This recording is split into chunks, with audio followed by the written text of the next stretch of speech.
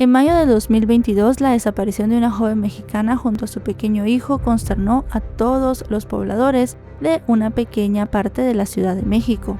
Pronto la investigación apuntó a las personas más cercanas a ella, y así dio inicio uno de los casos más impactantes del país, que terminó de la forma menos esperada. Si quieren saber todo lo que sucedió, quédense conmigo hasta el final del video.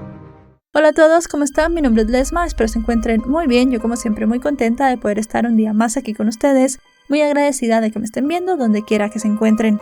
Hoy tenemos un caso sucedido en México, el de Karen Itzel Rodríguez. Acompáñenme a ver todos los detalles.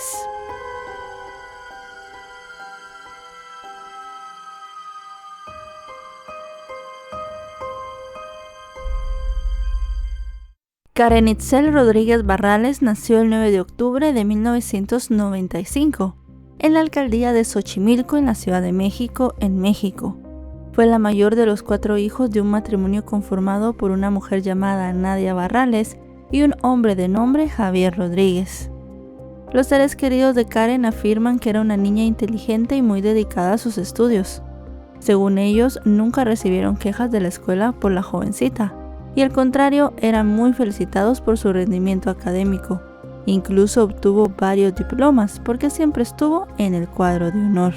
Debido a su buen comportamiento y a que era la única niña de la casa, todos la mimaban y la trataban como una princesa, pero también asumía un rol protector con sus hermanos menores.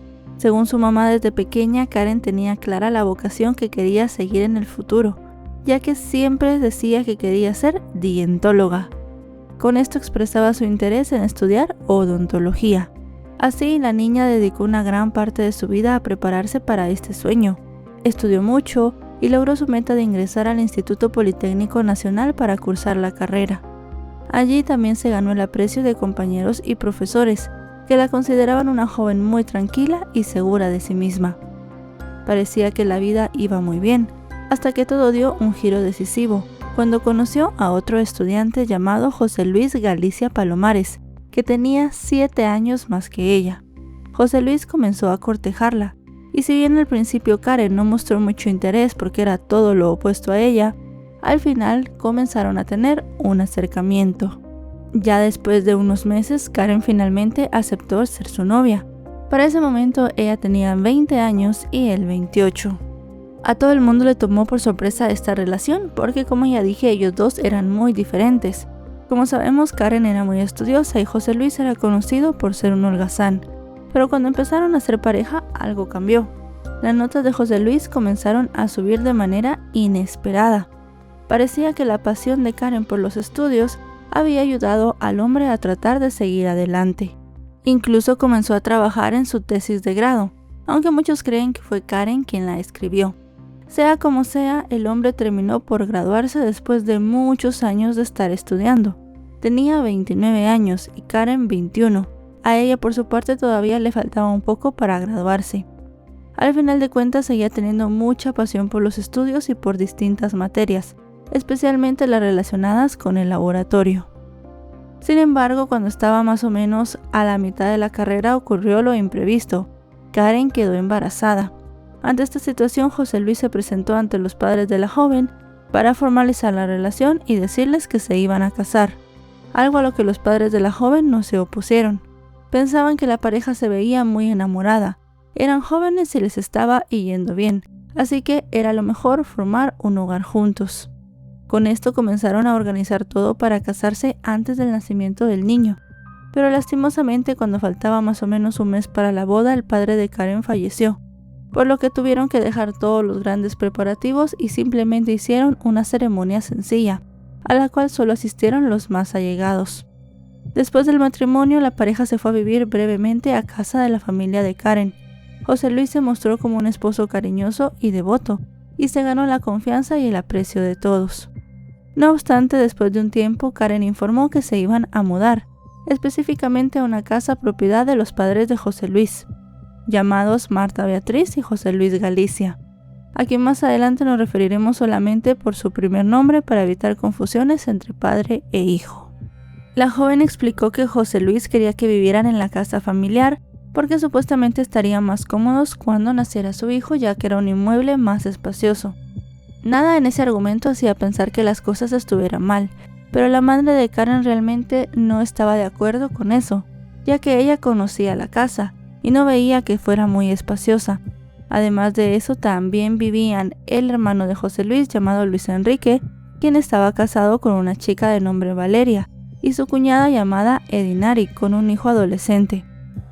Al final de cuentas, la madre de Karen terminó aceptando la decisión, ya que no quería que se presentaran conflictos en la pareja estando tan recién casados. Así las cosas, Karen tomó sus maletas y se fue. Antes de irse, su madre le hizo hincapié en que esa vivienda siempre iba a estar abierta para ella. Y fue en ese momento cuando lo que parecía un cuento de hadas comenzó a cambiar.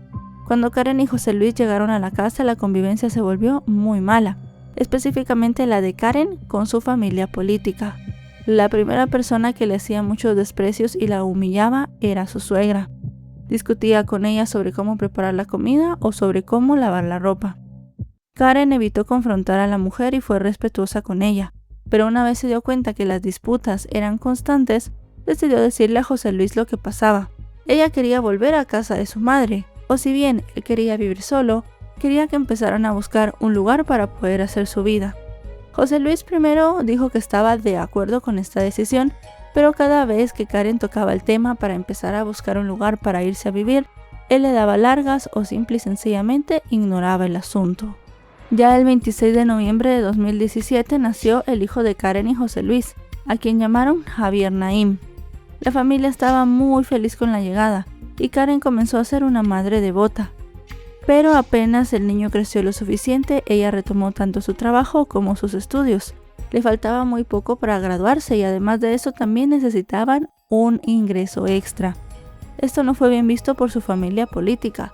Ellos pensaban que Karen, siendo mujer, tenía que dedicarse única y exclusivamente a las tareas del hogar y a la crianza de su hijo. Quien apoyó muchísimo a Karen en volver a retomar su vida evidentemente fue su madre. Ella se ofreció a pagarle la matrícula de la universidad y además de eso a cuidar al pequeño cuando ella no pudiera.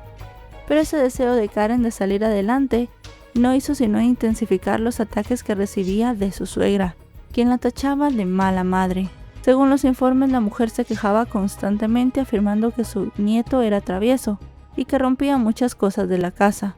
Esto para presionar a Karen a que dejara los estudios y el trabajo, para estar únicamente con ellos criando al pequeño.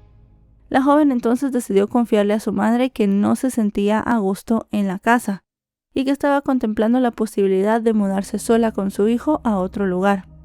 Así, en el año 2020, Karen al final terminó su carrera, pero debido a la emergencia sanitaria mundial, su proceso de titulación se retrasó. Una vez se normalizó todo, comenzó a asistir ya al seminario de tesis, el cual terminó el viernes 13 de mayo de 2022. Ese día Karen llamó a su madre para decirle que estaba muy feliz, ya que había obtenido una excelente calificación. Incluso le habían ofrecido hacer una especialidad en odontopediatría.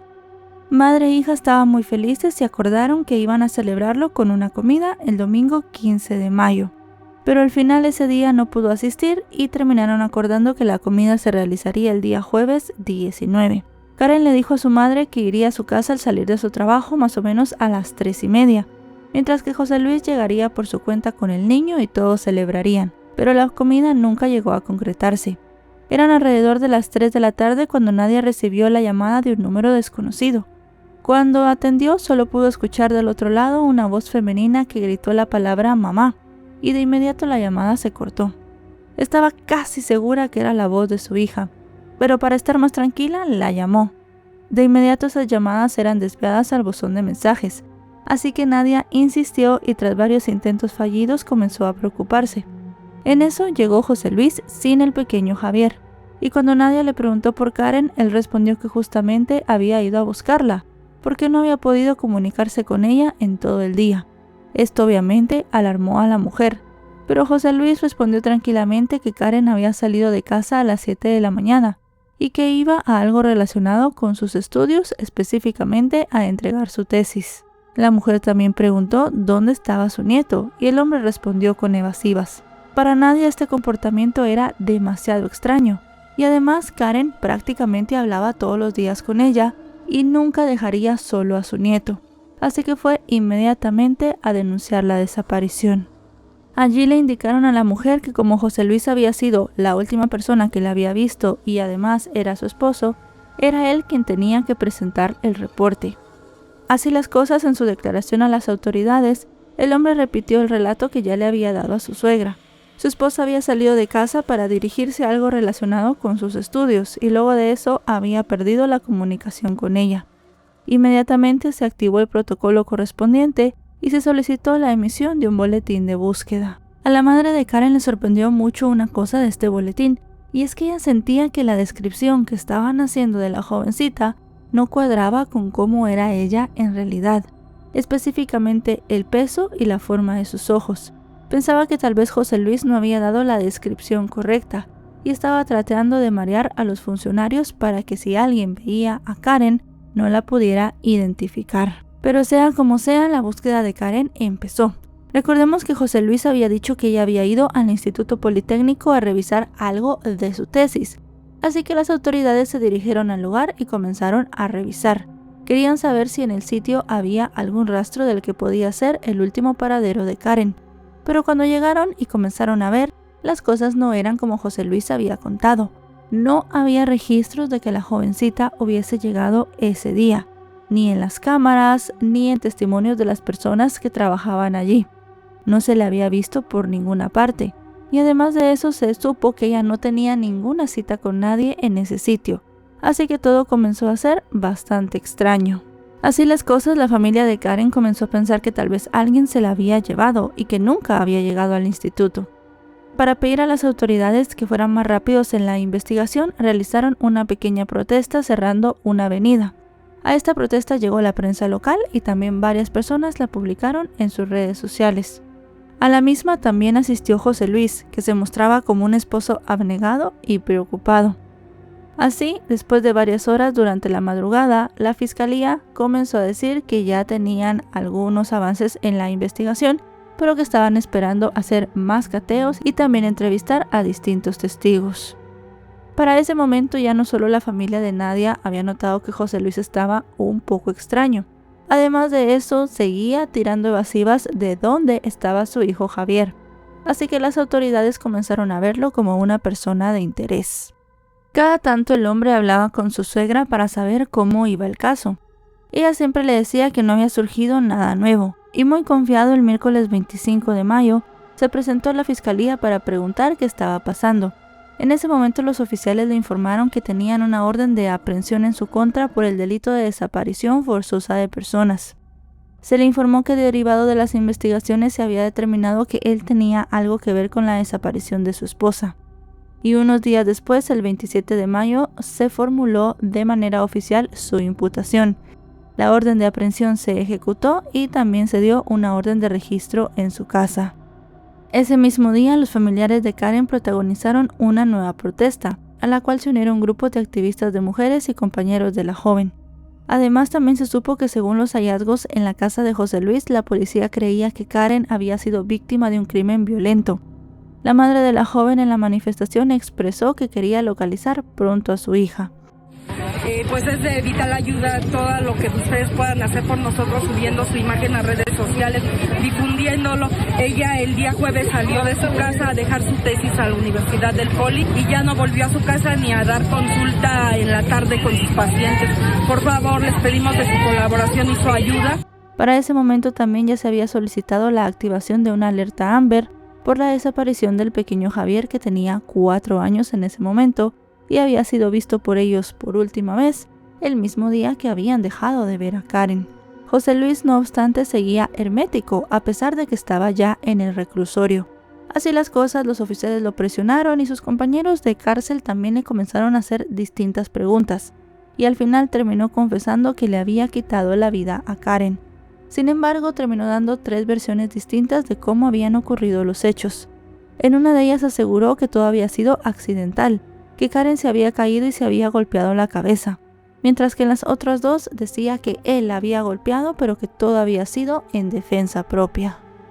Después de estas declaraciones, la policía decidió revisar las otras viviendas de la familia de José Luis, específicamente una que estaba completamente deshabitada.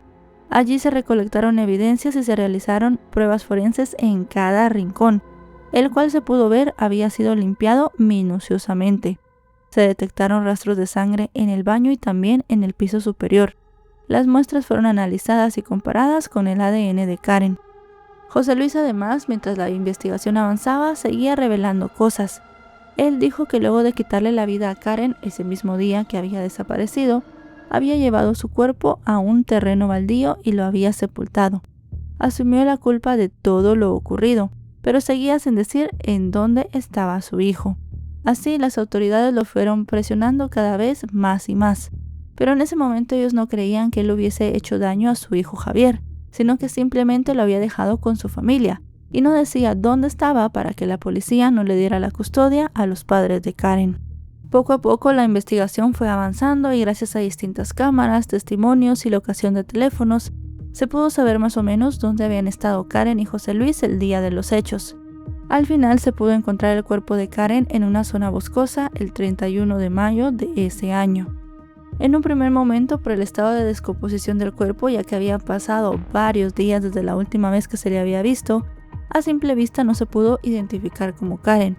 Fueron los análisis de ADN y algunas otras cosas más que ayudaron a las autoridades a determinar que en efecto se trataba de la joven madre.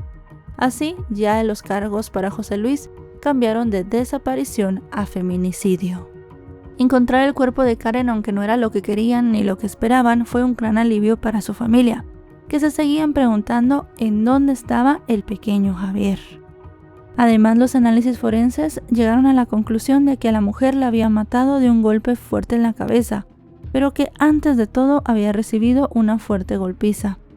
Ya la tarde del viernes 3 de junio, el cuerpo de Karen fue entregado a sus familiares, y al día siguiente se ofreció una misa antes de dirigirse al cementerio local. Mientras el cuerpo se dirigía al cementerio, el cortejo pasó enfrente de la casa de la familia de José Luis. Allí las personas que acompañaban a los familiares de Karen comenzaron a gritar que querían que se hiciera justicia y que querían además que estas personas dijeran en dónde estaba el niño. Las respuestas sobre el paradero del pequeño llegaron unos días después, el 2 de julio, cuando la madre de José Luis se presentó a la fiscalía para reclamar la custodia de su nieto, acompañada de algunos abogados. Fue entonces cuando las autoridades, en lugar de ayudarla, ejecutaron una orden de aprehensión en su contra. El juez le ratificó la prisión oficiosa y se determinó que estaría en el Centro de Reinserción Femenil 2 meses en lo que se concluía la investigación. La fiscalía también en ese mismo momento pudo localizar al hijo de Karen y se lo dieron a la familia materna. Una vez la madre de José Luis fue llevada a la cárcel, el padre del chico, José, también comenzó a ser visto como un sospechoso en los hechos. Para las autoridades era muy complicado pensar que él no sabía nada de lo que estaba sucediendo durante todos esos días, así que rápidamente comenzaron a buscarlo, pero no estaba en ninguno de sus domicilios habituales, así que comenzó a ser considerado como un prófugo. Mientras tanto, la investigación seguía y las autoridades querían saber qué había pasado el último día que Karen había estado con vida. Gracias a las grabaciones de distintas cámaras de videovigilancia, se pudo demostrar que Karen volvió a su casa el 18 de mayo y que no había salido a las 7 de la mañana del día siguiente como José Luis había sostenido. De hecho, ella nunca salió de la casa con vida. Regresó de sus actividades ese día y a la mañana siguiente no volvió a salir. Las cámaras captaron a José Luis saliendo temprano a comprar tamales y luego regresando a la casa. Después se le vio saliendo con su hijo para llevarlo a la escuela. Esto era parte de su rutina habitual, pero los movimientos inusuales habían empezado la noche anterior, más o menos a las 12. José Luis había salido y regresó 2 horas más tarde. Después de eso se le vio volver a salir de la casa cargando una bolsa que subió al maletero.